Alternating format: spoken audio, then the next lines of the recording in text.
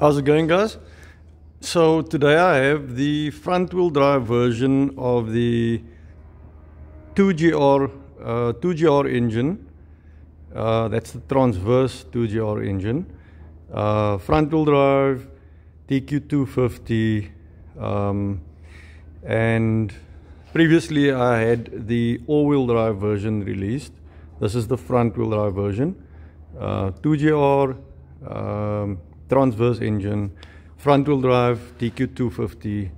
So the components, as usual, we got your main adapter. This one comes with a separate loose piece. So this little piece here gets bolted onto the gearbox first. The big plate gets bolted onto the engine, and then you bring the gearbox down onto this plate after you've tightened the small plate onto the gearbox. So you got your main adapter, you got your two-piece crank adapter, your dual mass flywheel will bolt straight on there. That's a 6-hole flywheel, which is for the dq250. And then it also comes with the mid shaft. Then we got a seal nut and a lock nut. So this will be turned up all the way so that it this area here catches the seal inside the gearbox, and then you lock that nut up behind it.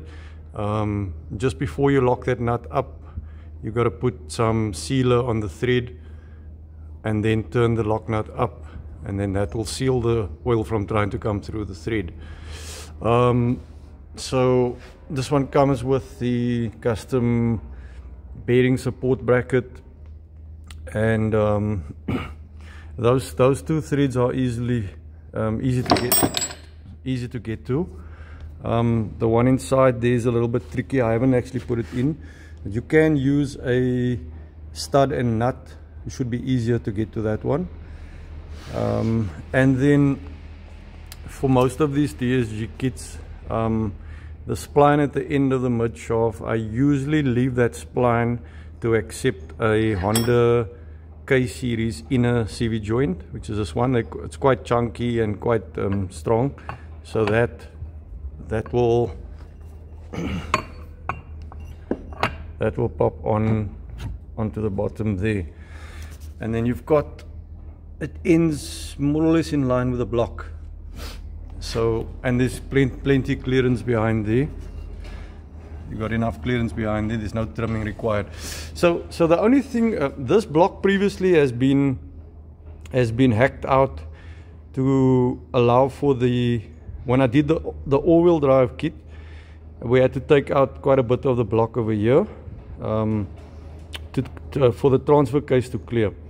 But with the front wheel drive version, you actually don't need to take all that out. There's very little that needs to be taken out. And the best way to do that is assemble everything as it is here, then start lowering the gearbox down until you find where it's touching the block, and then you just mark it and start trimming.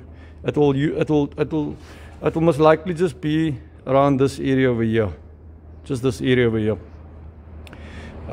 So it's not going to be a lot of trimming on the front wheel drive version.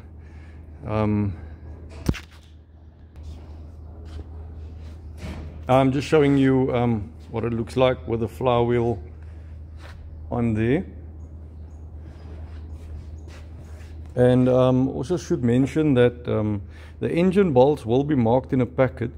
In case you never figured it out, there is one bolt, this one here, that actually goes in from this side, and the rest of them are, I think they're pretty straightforward. You'll figure out what length goes where. The main adapter will come with a gearbox tiles on either side, and that's basically the assembly.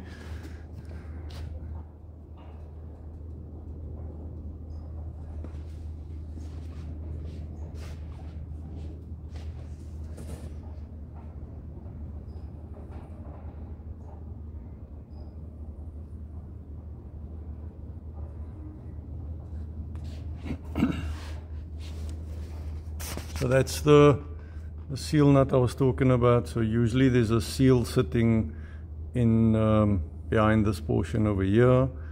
You're obviously going to turn the seal nut up until it covers that seal, and then lock it up with a lock nut with sealer inside the thread of the lock nut. You can see it all fits quite well. And then I should probably just mention that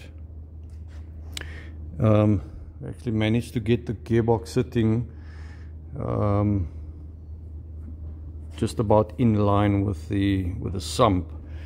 So the angle of the engine versus the gearbox should be pretty close to being level. Yeah, so that's about it. Front wheel drive, dq250, 2GR, transverse engine, adaption kit, and also just to show you where you would need to trim. If you have a look at this portion here, this mostly is cleared by the adapter plate. If you can have a look there, but there's probably like 2-3 millimeters of this edge here that will hit the block, and that's mainly where you need to trim. So all of this trimming that you're seeing here now, it does not need to happen for the front wheel drive version. That was done for the all-wheel drive to clear the transfer case. So if you have a look around there, it's almost nothing that needs to be trimmed. In fact, if I had a block that wasn't trimmed before, I could have shown you exactly how little it is. Unfortunately, I can't show you now. So anyway, that's it for this kit. Thanks for watching.